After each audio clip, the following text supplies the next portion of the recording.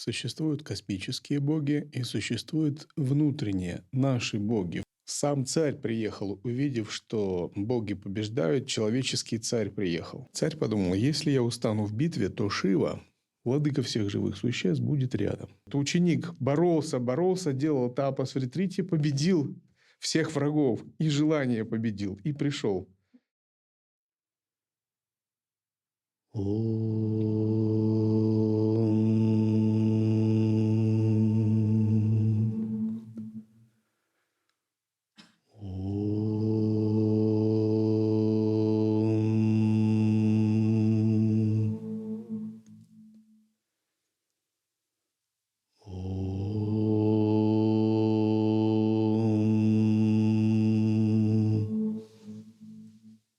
Так, Трипура Рахасья, Махатмья Канда.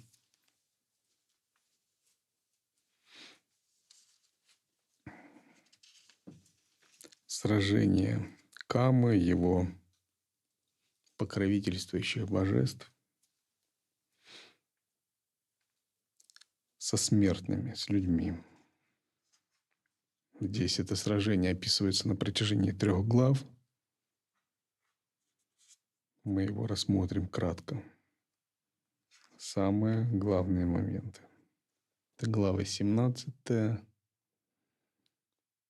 18, 19. Это одно сражение. О чем вообще говорит? Почему целые 3 главы о сражении? Вот это сражение – это битва человеческого и божественного. Более того, я вам скажу, там в результате этого сражения боги были пленены. Индра был пленен, другие боги были пленены. Смертные победили. И даже Кама был побежден. То есть в этой битве человеческое одержало верх, но потом справедливость восторжествовала. Это описание тех процессов, которые происходят в душе йога. Чтобы как бы садху, который будет изучать текст, не расслаблялись. В традиции Санатана Дхармы постоянно девы и асуры. Вот эти вот внутренние тенденции. Но есть один способ быть от этого независимым – занять позицию высших богов. Вот кто видел, чтобы высшие боги там сражались? Самые высшие. Очень редко. Уже вмешиваются, когда вот надо вмешаться. А так они никогда не сражаются. Очень редко. Они в основном наблюдают и дают советы. И когда вы занимаете позицию наблюдателя, советника, то все эти сражения, они как бы проходят перед вами, ну, как кино, как картина. Вы их наблюдаете. Да, мои внутренние асуры сражаются с моими внутренними богами, даже иногда их в плен берут. Но я, как высшее божество, наблюдаю, не вовлечен. Это искусство наблюдать. Это искусство садху. В продолжении битвы между смертными и бессмертными Шатруджая, царские сыновья и их сыновья с великой отвагой вклинились в войско богов. На оружие они долго сражались и стали теснить бессмертных. Они были удивлены, увидев воеводу Сунхрити, который после сражения на палицах был связан владыкой богов. И хоть левая рука его была связана, он с ним сражался правой. «Хорошо, герой!» — прославляли его царские сыновья и стали силой теснить войско богов. Теснимые ими бессмертные, неспособные сопротивляться, оружие побросав, в бегстве пустились, крича «Ой, ой!».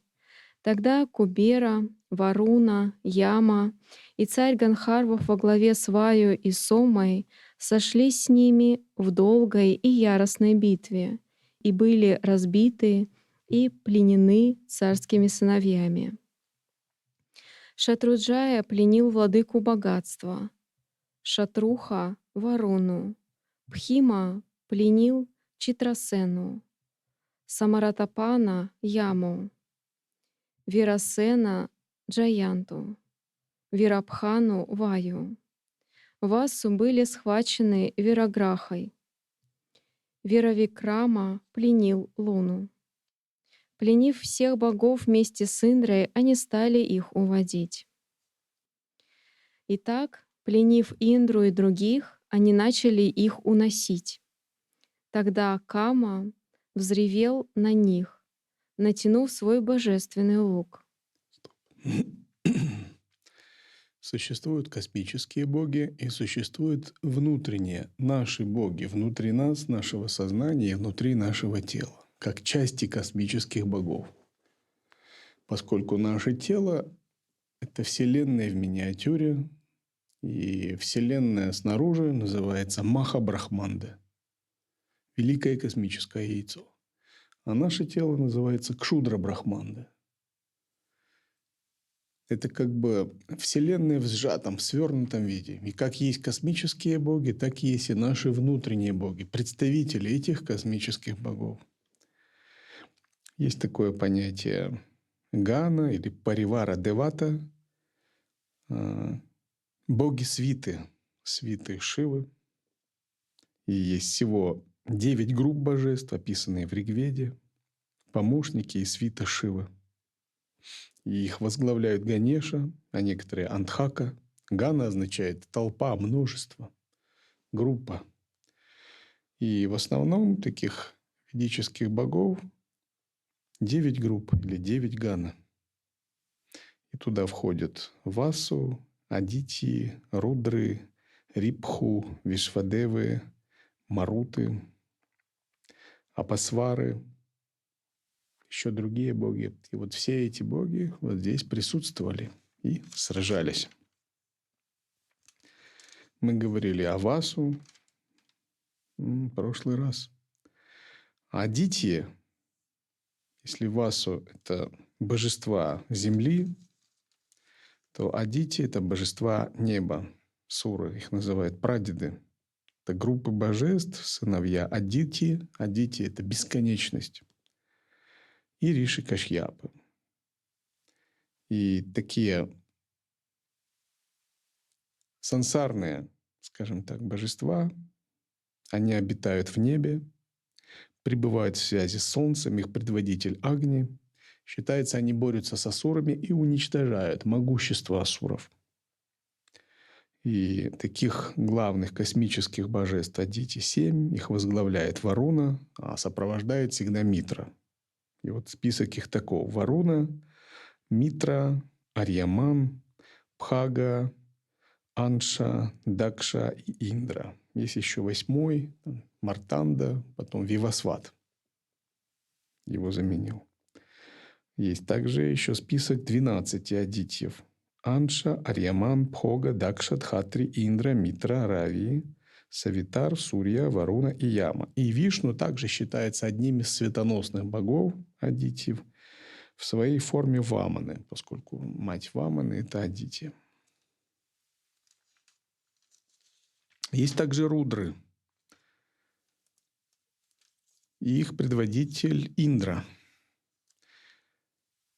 11 рудр, есть в разных вариациях. Они олицетворяются с 10 ветрами в нашем теле. 5 главных пран и 5 дополнительных пран, а также душа, манас. То есть 10 ваю и душа. Это 11 рудр. Поэтому, когда хома или яги делается длинная, она делается 11 дней.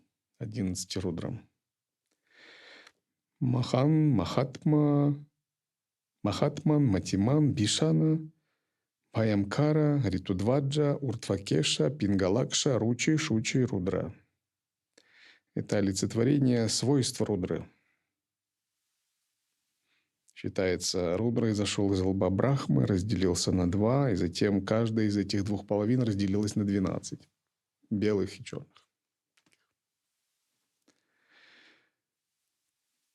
Тонкие божественные реальности в космосе и тонкие энергии в нашем уме и теле — вот что сражалось. А Кама, как импульс желания, порожденный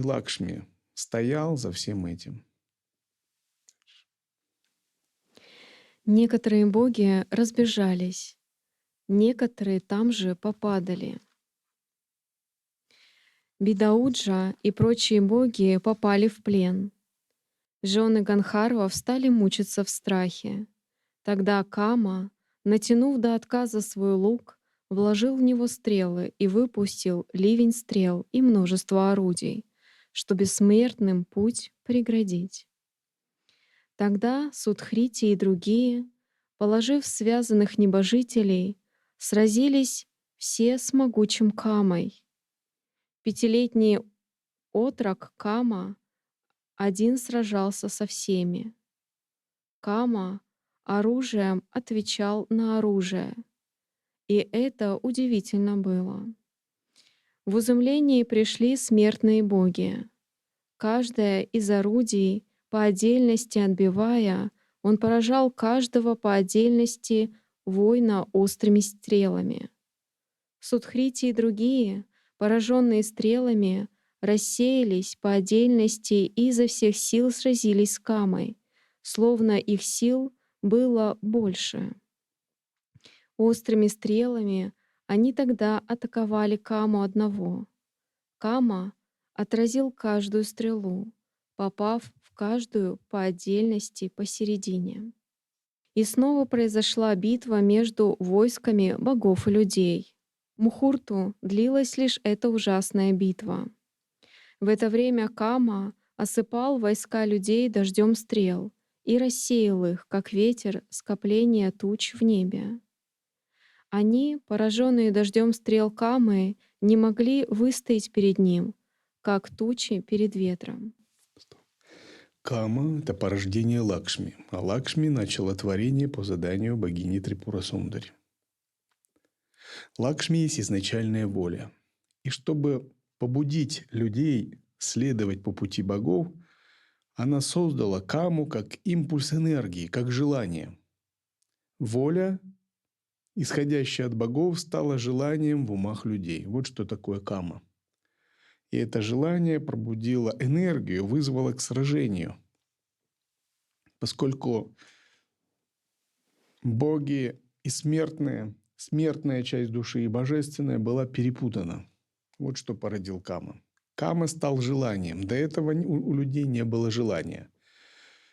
Так можно сказать, их кундалини была не пробуждена. И они пребывали в равностности. Тонкие структуры их сознания не работали. И поэтому боги были не удовлетворены. Божественная часть их спала, но они жили такой жизнью. Это, как можно сказать? Как живут, может быть, примитивные существа, у которых не работают высшие контуры сознания. И чтобы открыть эти контуры сознания, мать Лакшми создала Каму, как импульс желания, чтобы этот импульс пробудил их энергию. Но в процессе произошла вот такая борьба смертной части с бессмертной. И этот импульс желания был побежден человеческой частью. То есть Кама был разбит.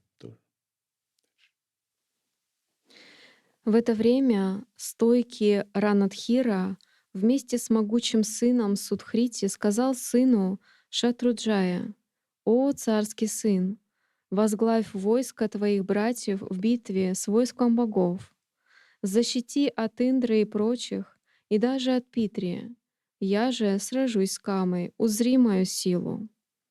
Так сказав, он воссел на колесницу, натянул великий лук и вышел навстречу Каме, осыпая его дождем стрел. Затем Кама на этот дождь стрел ответил Ранадхире своим дождем острых стрел, но и они его не достигли, и он своими 3 стрелами попал в середину лука Манматхи, отчего лук выпал у него из руки.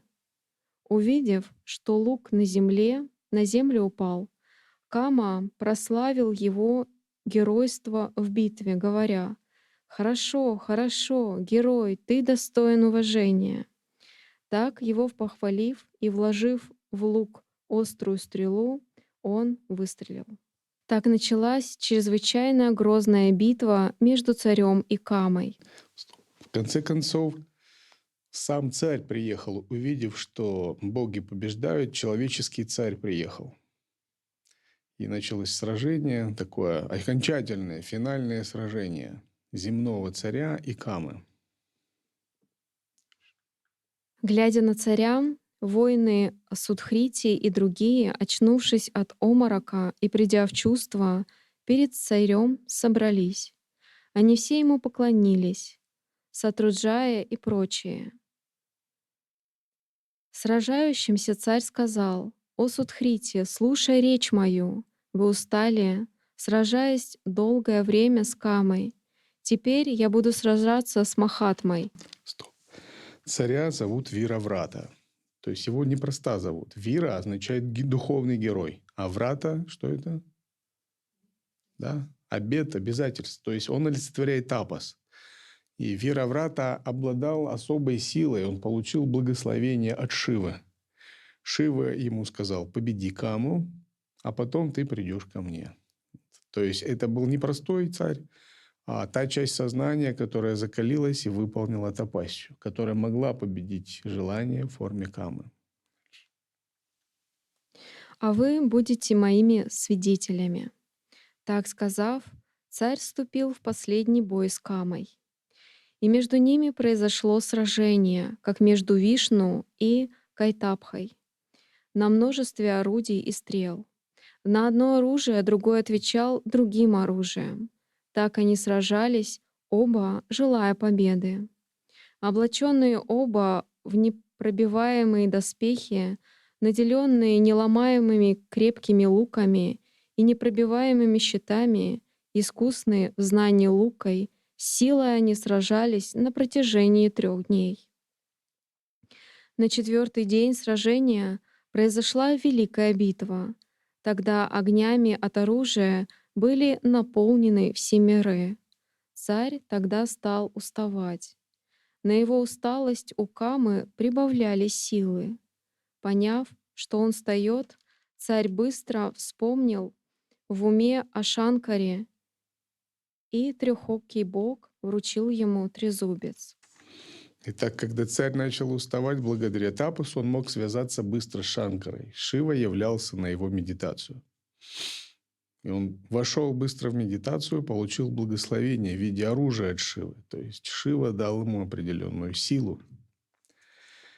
Очень важно быть способным всегда входить в контакт, прямой контакт души с Богом.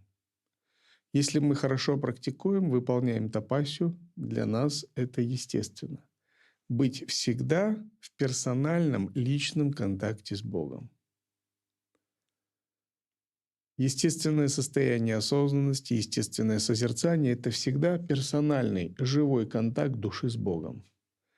И когда мы чувствуем, что на духовном пути наша воля ослабевает, наш тапас ослабевает, и мы не побеждаем в битве с камой, то мы можем войти быстро в персональный контакт с Богом, получить Его божественную благодать и милость. И это придает нам силы. Но для того, чтобы мы могли войти в такой персональный контакт с Богом и были всегда в нем, мы должны обладать духовной чистотой. Условие вхождения в контакт с Богом – это духовная чистота. Мы должны достигать, стараться высокой степени духовной чистоты. Что такое высокая степень духовной чистоты? Да, пребывать в саттвичном умонастроении или как минимум спокойном. Саттва начинается со спокойствия. Спокойствие, безмятежность, умиротворенность. Вот отсюда возможно входить в контакт с Богом. Это не раджас и не тамас. Из раджаса и тамаса невозможно иметь прямой контакт с Богом. Невозможно иметь чистоту. Чистота – это следствие внутреннего спокойствия, внутренней безмятежности, внутренней умиротворенности. Когда вы можете расслабляться в этом состоянии, осознавать не ум, саттва – это не ум, осознавать из неума состояние пространства, и вот отсюда контакт, персональный личный контакт души с Богом возможен. И для этого существует садачара.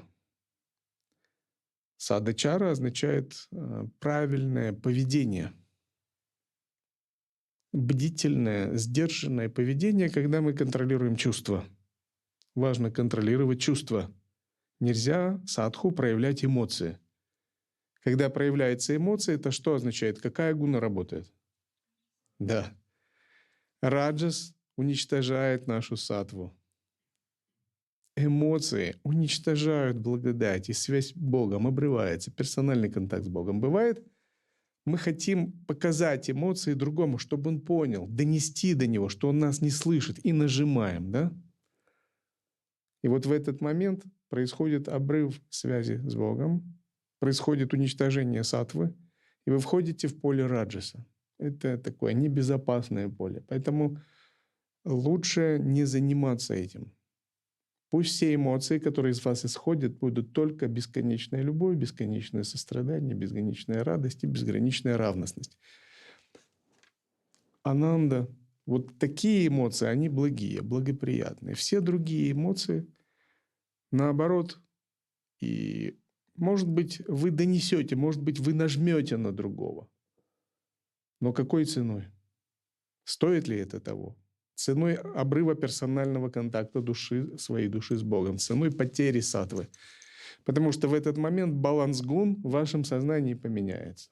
Саттва будет сожжена вашими эмоциями. И вам придется, может, потом 7 дней практиковать, читать мантры, делать хомы, раскаиваться, анализ делать, сидеть, заниматься концентрацией, чтобы вернуться в этот же баланс, вернуться к этой же саттве из-за 5 минут каких-то негативных эмоций. Это касается как внешних, так и внутренних. Поэтому мы должны контролировать внешнее поведение через сада-чару. Также есть самая-чара. Самая-чара — это соблюдение внутренних духовных обетов и правил самаи. Она говорит, как не проявлять раджаса, тамаса, негативных эмоций еще внутри. Мало внешне быть безупречным. Надо еще внутри их не проявлять. То есть внутри не посылать проклятие другому. Зло, зависть, ненависть, какие-то отвращения, неуважение, неприязнь. Это очень важно. Когда мы, как самайные сестры и братья, практикуем рядом, мы имеем духовные связи, и от этих духовных связей зависит наш духовный прогресс. И эти духовные связи должны быть спокойными, чистыми, гармоничными, уравновешенными, в общем, сатвичными. Когда мы хотим заменить вот эти все слова — спокойствие, гармония, умиротворенность, чистота, радость, любовь, мы просто говорим «саттва». То есть внутри должна быть саттва в отношении всех самайных братьев и сестер, как минимум. Лучше, если в отношении вообще всех живых существ. Ну, как минимум в отношении самайных братьев и сестер. И есть 14 коренных обетов самаи. Их все надо знать, как выучить наизусть и руководствоваться ими. Потому что мы живем по самае. Самая-чара означает жить по самае. Вовне мы живем по сады-чаре. Сюда входят различные шилы, виная. А внутри мы живем по самая-чаре. И самая-чара даже гораздо важнее, чем внешнее. Потому что это ваше внутреннее. Наконец, что касается самой внутренней, самой тонкой части ума, есть пхрити-чара. Самоотдача, любовь, благословение, вера, преданность, созерцание. Все, что мы связываем с понятием недвойственное созерцание, единое самое созерцание. То есть духовная чистота, она возникает как следование ачаре. Говорится Чандрачняна Агами так. Знания, лишенные ачары, не приведут к совершенству. Еще раз. Знания, лишенные ачары, не приведут к совершенству. То есть если наши знания не проявляются в нашем поведении, в нашей речи, в нашем общении, в наших повседневных действиях или в наших состояниях ума, они не приведут к совершенству.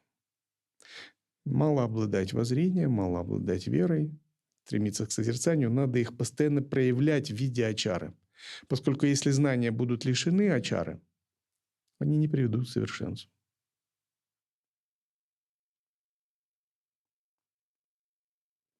Знание, наделенное ачарой, вот что приводит к совершенству. Итак, когда мы обладаем ачарой и обладаем знанием в виде созерцания и воззрения, у нас возникает духовная чистота.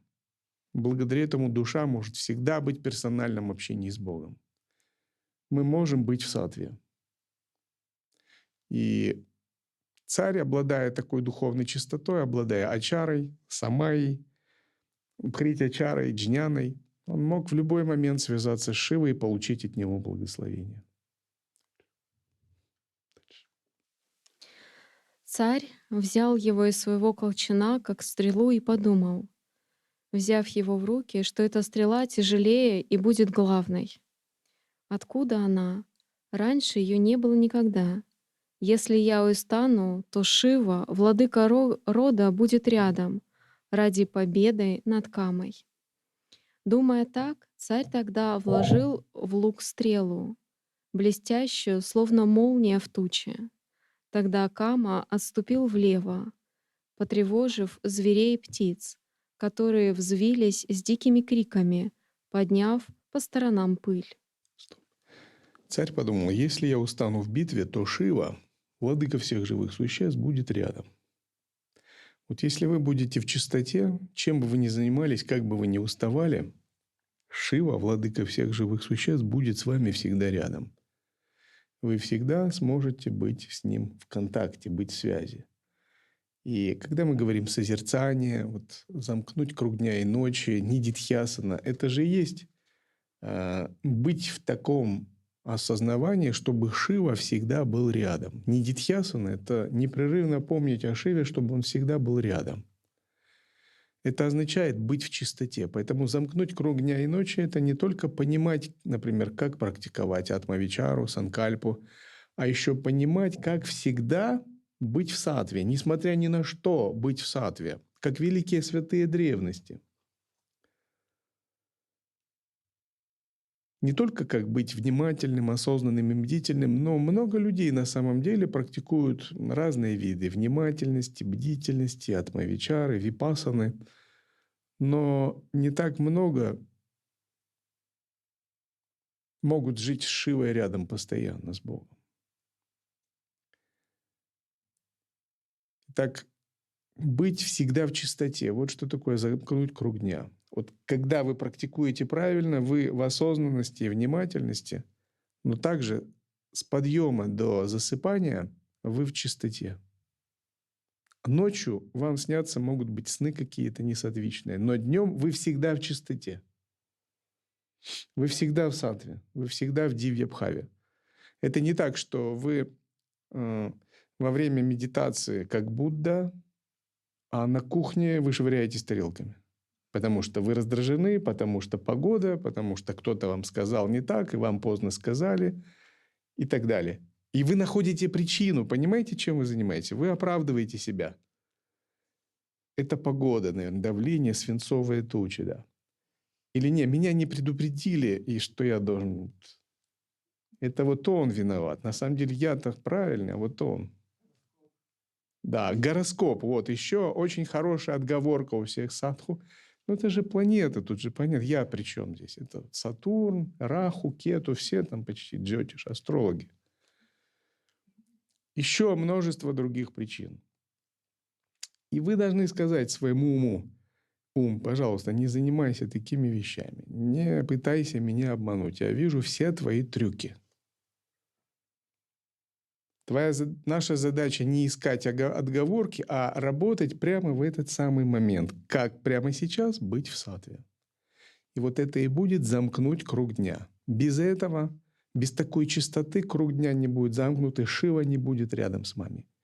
И поэтому мы будем взывать к нему, читаем Нама Шивая, Господь Шива, где ты мне нужен? Сила, поддержка, где благодать? Абонент недоступен, не работает. И вы будете думать, мантра почему-то не работает, а раньше работала, а почему? Атмавичара не дает вдохновения, а почему? Потому что не хватает вот этого компонента чистоты. Как только у нас есть этот компонент, чистота и саттва, это все начинает сразу же работать. Шива сразу же доступен, он появляется. Увидев, что обстоятельства переменились, Кама вспомнил о матери Лакшми, и на его мольбы она послала вестников на землю ради его защиты. В это время царь выпустил ту стрелу, подобную пламени огня. Видимая всеми мирами стрела, сияющая, словно огонь разрушения, сжигающий три мира, попала в Мадану. «О-о!» — воскликнули боги, увидев той стрелы попадение. Достигнув Камы, та стрела сгорела, словно травинка в огне. И лук, и два колчана, и все его оружие было обращено в пепел. Кама же бездыханно упал на землю, словно источивший благие заслуги с небес. В то время те вестники, которых раньше послала Лакшми, прибыв и увидев упавшего на землю Каму, взяв его бездыханного, отправились к Падме. Затем, увидев, что Кама убит царем, Судхрити и все другие чрезвычайно обрадовались падению великого врага. Воины ударили в победные барабаны. Все люди, преисполненные радости, объединились в единый, переполненный океан и устремились к царю выразить ему свою любовь.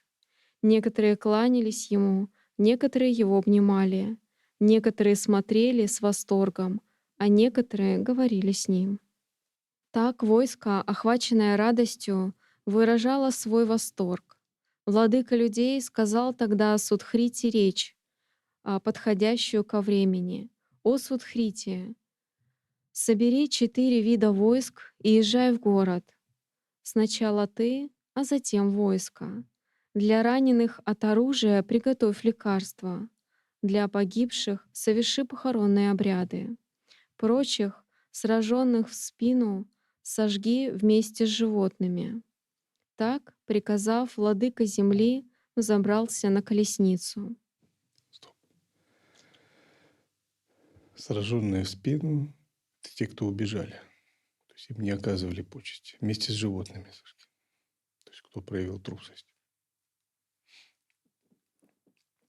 Вираврата смог победить Каму, потому что он был благословлен своим самим Шивой. И на то была воля Шивы, чтобы Кама был сражен. Как бы силен ни был Кама и могущественен.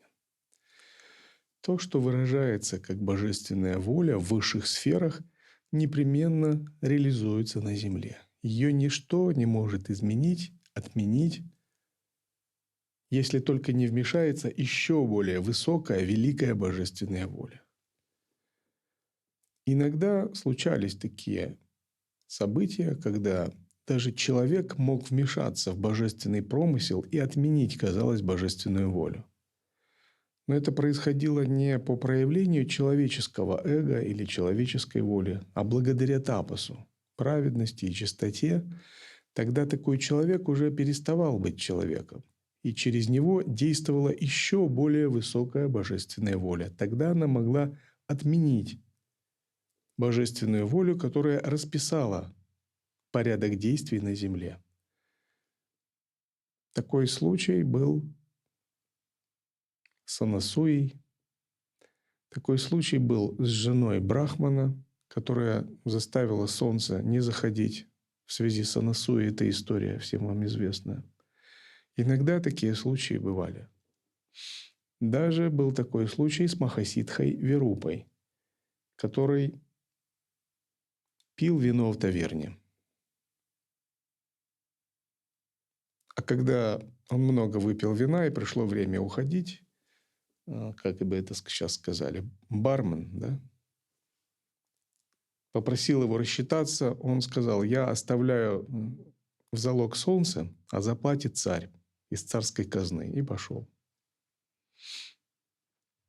И когда солнце 3 дня не заходило, все переполошились, ходило по кругу. И царь начал выяснять, оказалось, что вот такой человек был, он солнце оставил в залог и предложил царю оплатить. Царь немедленно уплатил долг и сказать искать Вирупу. То есть Вирупа не был обычным человеком, это его была такая игра, божественная лила, что он сумел даже повлиять на Сурья-дева, чтобы Сурья-дев изменил свое решение. То есть Вирупа был самим Шивой, воплощенным в иллюзорном теле. Это означает, что иногда человек может менять божественную волю, но в этом случае он должен перестать быть человеком и должен стать проводником еще более великой, высокой божественной воли. В этом случае это и произошло. Смертный не мог бы победить Каму, если бы он не был орудием или олицетворением божественной воли Шивы. Шива выступил как регулирующая сила, которая умерила Каму как желание, которое проникало в мир людей.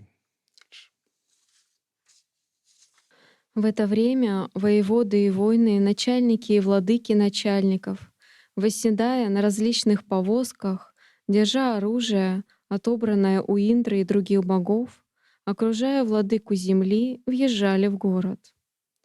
Прославляемый всем войском и погонеристами, владыка земли, сияющий славой, в город входил. Услышав о победе владыки земли, советники быстро украсили город и огласили его громкими победными криками. Вардхана, главный советник, выслал множество скороходов объявить о победе царя среди родственников и друзей. Установив на царских дорогах множество украшенных арок, беседок из бетелевых деревьев и статуй, держащих светильники, он приготовил множество разных подношений в храмах, и особенно для семейного гуру Чандра Маулешвары. Прекрасные женщины, украшенные и облаченные в шелка, держали подносы с рисом, другие — плоды и сосуды, иные — различные сосуды, украшенные светильниками для подношений. Видьяпати, семейный гуру, вместе с брахманами, искушенными в знаниях, согласно правилу, приготовил подношения для победной Абхишеки. По окончании войны традиционно брахманы выполняли самскару, которая очищала грехи войны и закрепляла, скажем так, ее плоды, результаты. Абхишека. Монарх, проходя через церемонию Абхишеки, очищался от грехов. Вопрос? Вироврата — это, получается, Ахамкара, очищенная Ахамкара, которая осознала свой источник, правильно? Которая установила связь и преданность с источником, подчинила себе источникам в процессе тапаса. Да. А победа над Камой — это вот обретенная вайрагья, получается, истинная вайрагья. Да, способность усмирить желание. Если Шива на вашей стороне, ваш тапас всегда успешен, и вы усмиряете желание. Чтобы усмирить желание, недостаточно одной воли. Надо заручиться благодатью Шивы, чтобы ваша воля была созвучна воле Шивы, чтобы вы выполняли волю Шива. Тогда у желания нет шанса. Приготовив это, Видьяпати вместе со множеством советников с Вардханой во главе, взойдя на колесницу, отправились из города вместе с брахманами. Вардхана взобрался на коня. Другие советники взошли на своих слонов и коней, и постепенно из городских ворот все вышли наружу. В это время прибыл к городу царь, восседающий на украшенном белом слоне по имени Куларатна, происходящих из рода Айраваты. Шатруджая и другие его сыновья и внуки по отдельности восседали на лучших слонах и следовали за царем. Ранадхира, восседая на колеснице, следовал впереди царя. Выполняя повеление царя, Судхрити, восседая на слоне, шел с войском позади, держа в руках палицу и ведя пленных богов и других. На подступах к городским воротам царь увидел гуру. Сойдя со слона, он приблизился к Видьяпати. Ранадхира и царские сыновья все примолкли и вслед за царем сошли со своих колесниц ради лицезрения гуру. Царь, приблизивший к гуру, головой приник к его стопам. Шатруджая и другие следом поклонились великому гуру.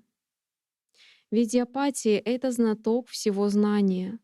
Благословив владыку людей, сказал: «О царь, этот час неблагоприятен для прохождения. Отдохни рядом и приходи в город в следующий благоприятный час». Услышав это, владыка людей сказал, поклонившись: «Да, будет так». И гуру, сойдя с колесницы, расположился под тенью дерева на прекрасном сиденье. По его повелению владыка земли сел неподалеку. Шатруджая и все прочие также расселись по повелению гуру. Затем Видяпати увидел небожителей, пребывающих в колеснице. Увидев их, он спросил владыку людей: «Кто эти пленные?» Услышав речь гуру, владыка земли, сложив руки, сказал: «Это Шакра и прочие боги, находившиеся на стороне врага. В битве с Судхрити и другими они побеждены и пребывают в плену». Стоп. Что означает боги, находившиеся на стороне врага, то есть камы, были пленены Виравратой?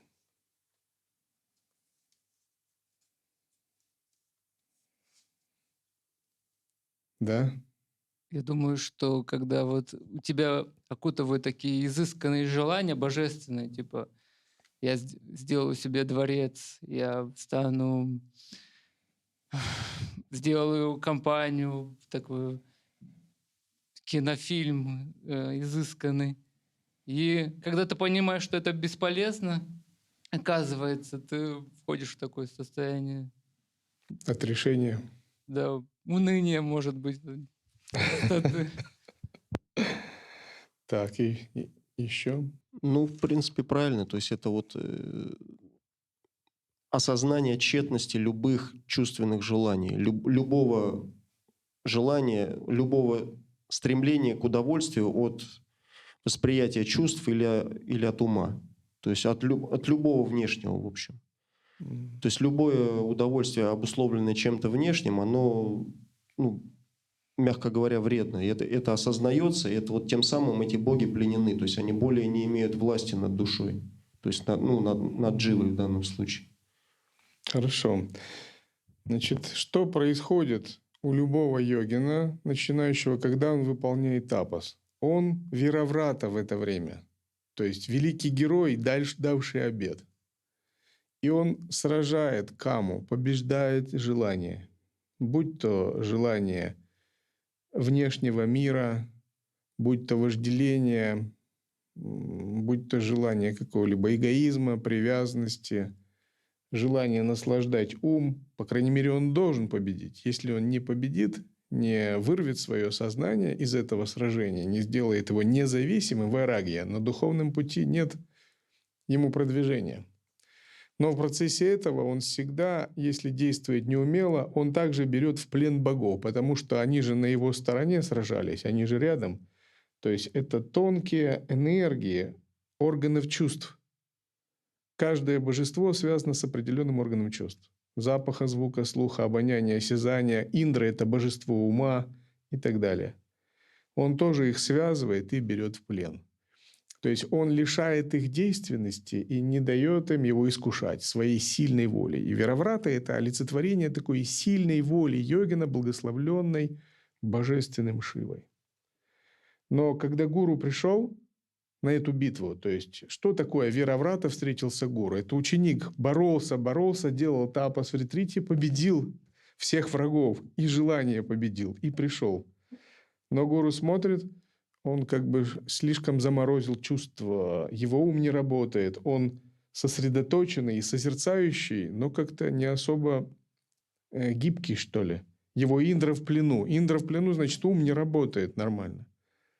Он его не использует различающую мудрость. Другие боги связаны, означает, что Он не чувствует красоты, энергии, звука, цвета, обоняния. Его чувства заморожены. То есть его практика может отклониться. И тогда гуру ему говорит: негоже богов в плен брать. Ты победил Камму, это хорошо, но богов надо выпустить. Услышав такие слова царя, мудрый Видяпати, подумав, что это не подобает, сказал речь владыке земли: «О царь, слушай, что я скажу тебе. Тебе это не подобает». Стоп. То есть гуру ученику говорит: тебе это не подобает. То есть созерцание — это немного другое. Вот в раджа-йоге это возможно, но когда мы говорим о схаджа стхити, естественном осознавании, наш ум работает, наши органы чувств работают. Это боги, которые должны почитаться нами ради блага смертных, и по этой причине они не равны людям. Освободи их быстро, молись им и поклоняйся. Услышав эту речь гуру, царь смотрел на Судхрити. Судхрити, приняв намерение владыки людей и освободив богов, привел их почтением к царю. Взглянув на Индру и прочих, владыка людей сразу поднялся и, склоняясь поочередно, почтил Шакру и других богов сиденьем и прочим. Поочередно почтив богов и предложив им царство, казну, колесницу, сынов, жен и все свое, сказал: «Простите за совершенное мной по неведению». Увидев благорасположенность царя, Индра и прочие боги сказали благую речь, подходящую для этого случая. «Счастлив ты, о лучший из царей, раз есть у тебя такая преданность гуру. Как может благо оставить себя с такой преданностью? Да обретешь ты все, что пожелаешь. Мы же желаем отправиться на небеса». Так сказав, Шакра и прочие боги исчезли, а царь по велению гуру проследовал в город. Такова в Трипура-Рахасии в Махатья-Кханде 20 глава.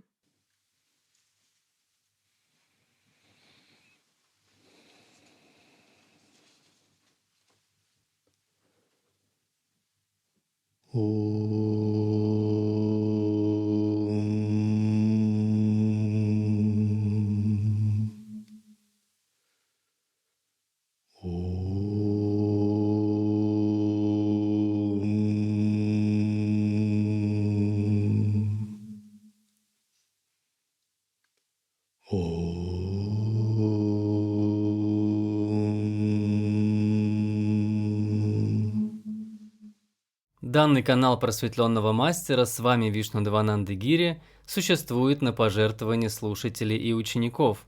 Поддержать выход новых видео вы можете по реквизитам в описании. Благодаря этому вы обретаете благие заслуги и помогаете менять этот мир к лучшему.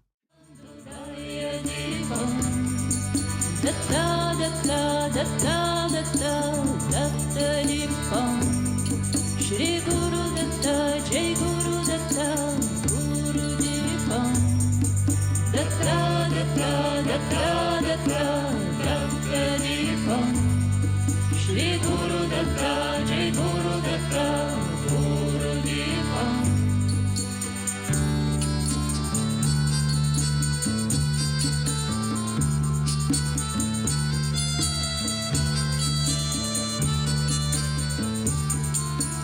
Devo Jalata Tere Sukone Arti Deepam, Hridaya Mandu Pati Nirubu Bhakti Deepam.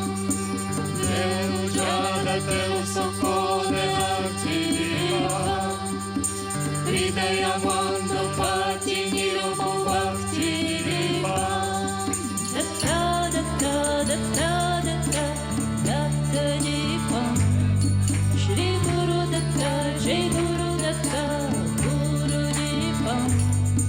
Datta Datta Datta Datta Datta Deepam. Shri Guru Datta, Jai Guru Datta, Guru Deepam.